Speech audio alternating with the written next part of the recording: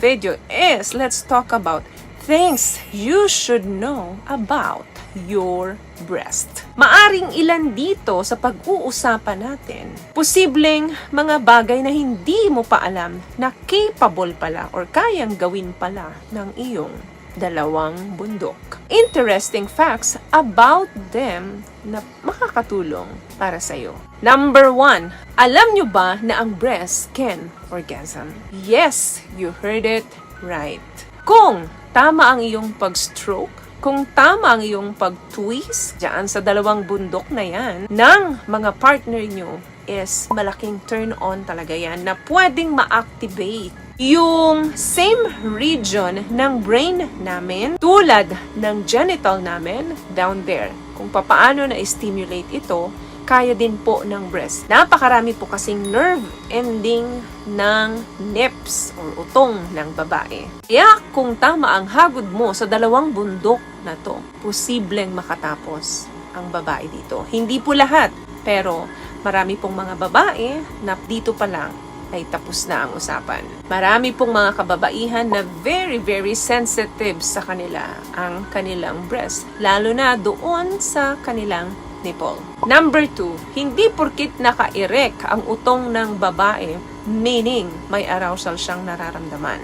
Posibleng nag-i-indicate ito ng ibang bagay. Minsan, kapag nilalamig ang mga kababaihan, nakatayo ang mga utong namin. Minsan naman, nakakakuha kami ng extra sensation from clothes rubbing against them. Kapag sumasayad yung aming mga damit, lalo na kung wala kaming suot na bra. Another thing, alam nyo ba na ang size ng dalawang bundok na yan ay nagpa-fluctuate or nag-iiba? Of course, blessings ito sa amin.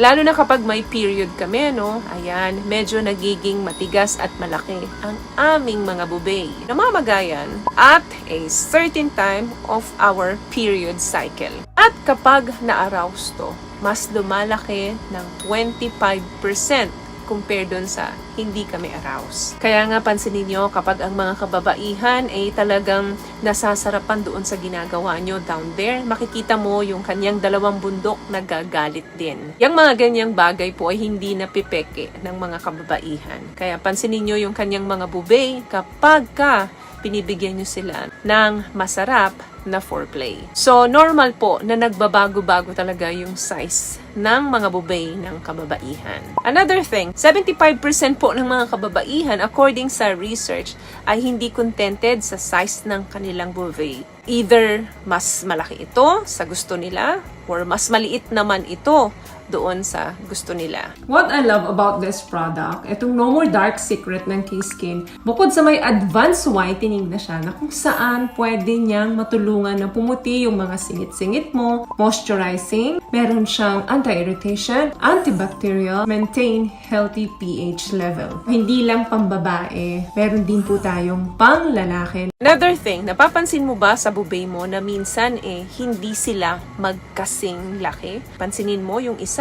mas malaki at yung isa naman ay medyo maliit. That is perfectly normal po to have an even breast. Minsan, haharap ka sa salamin at mapapansin mo na yung size ng iyong bubay ay hindi pantay or asymmetrical. Yung isa ay bilugan, yung isa naman ay hindi. Ang reason dyan ay very simple lang po. Yan po ay hormonal changes during nung ating puberty. Nauuna po talagang lumaki ang isa at yung isa na iiwan. So, hindi po sila nag-grow at the same time. Yan po yung dahilan kung bakit nagkakaroon tayo ng uneven breast size. Another thing, alam nyo ba na ang mga kalalakihan ay may mga breast din? Ay mga nakita na rin po akong mga kalalakihan na para talaga silang may breast na pambabae. Ang medical situation po niyan is called gynecomastia. Ang cause po niyan ay imbalance ng hormones ng kalalakihan. Kaya minsan mapapansin nyo may mga kalalakihang meron ding bubay. At minsan may discharge pa dyan yung isang nipple niya. Another thing, ang paninigarilyo po ay may impact sa inyong bubay. Ang paninigarilyo po ay very dangerous sa ating kalusugan.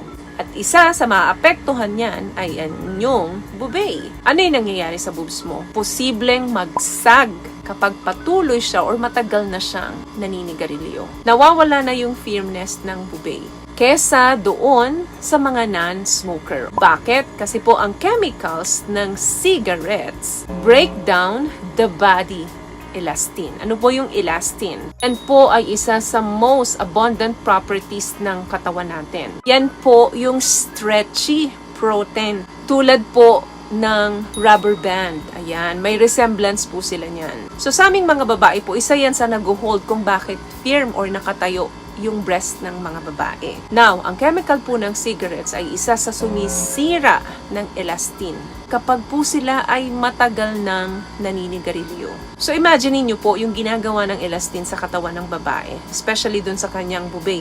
Parang rubber band yan, bumabalik-balik. Now, kung sira na ito, wala nang babalik kasi malalaglag na ng tuluyan yan. Kaya mapapansin nyo sa mga babaeng malalakas manigarilyo at matagal nang naninigarilyo, isa po sa naapektuhan ang kanilang bubay. Kaya hanggat maaari po, avoid smoking because smoking is very dangerous to our health. May natutunan ka ba sa video natin? Kung nagustuhan mo ang video natin, please give it a thumbs up, comment down below, and also share this video na rin po sa mga kaibigan na sa tingin nyo matutulungan ng video natin.